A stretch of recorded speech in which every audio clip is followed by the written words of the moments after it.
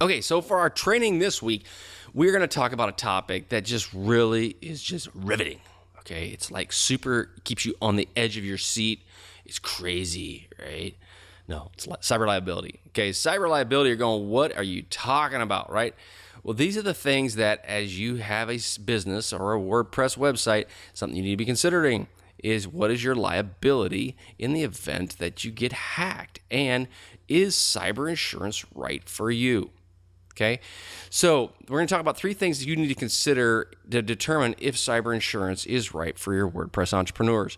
And you'll see what I'm getting at here. This isn't rocket science. This isn't crazy stuff, but there's some key points that you really need to keep in mind when looking at cyber insurance. And maybe you don't really need to worry about it. All right. So we got to do the standard disclaimer, right? I am not a cyber insurance expert. Okay, I understand a bit about cyber insurance. I understand cyber risk, and I understand what they're trying to accomplish with cyber insurance. However, if you're considering cyber insurance for your company and for your business, I highly recommend that you get in contact with a insurance professional and have them walk you through it.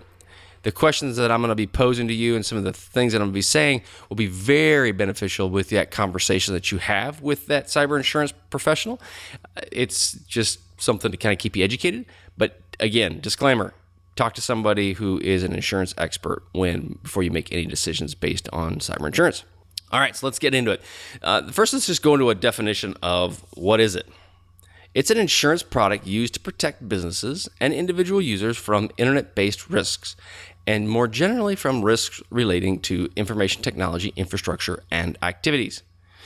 Okay, so that's a big, long sentence that has lots of big $10 words. Basically, it's just like the insurance you have, that it's your renter's insurance or any other kind of insurance that you may use, from automobile, property and casualty insurance, whatever that may be that you're trying to protect yourself from. It's just to reduce the risk that you're exposed to when it comes to internet-based risks, right? That simple. Now, the history of this is and you can go to Wikipedia and that'll help you a little bit with this, but it began in the 1990s when we began to migrate towards a digital cash solutions and credit cards, right? In the early 80s, there wasn't much for credit card type products out there. And as we went to the 90s, we started getting more into that. And so they figured, hey, they need to look at some sort of insurance product to help with this. It didn't do a whole lot till about 2005 when it started to kind of catch on. As an example, in 2005, they had said revenues they expected were to be a certain amount. They had doubled that. And then by 2008, they had tripled that. So they realized that they needed to do something quite quickly with that, with the whole insurance capability to try to mitigate the risk. And it was interesting, they had a bullet, at least in Wikipedia, on this, and I didn't realize this, but it makes a sense because even today we deal with this, is the newness of the industry resulted in invasive audits. So what it meant was that since nobody really knew how it worked, they had some serious invasive security audits that would be kind of basically in your chili going, is this right? Is that right? Is this right? So it really pushed people away from even using the product just because they didn't want to deal with that.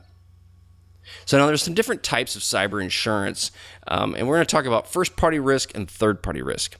Now, first-party risk, again, I'm probably butchering this from an insurance standpoint, but the main thing is it's loss or damage to your own data. So if you have your data that's sitting in your data center or in a server in a bathroom closet, and that data center, the data melts down. So basically the system burns down, gets water damage, whatever, and it just turns to dust. Or a hacker breaks into it, steals all your data. Those are different damages that are incurred because of situations that occur, right? Tornado comes in, we have those in Kansas, those kind of things. That is your data.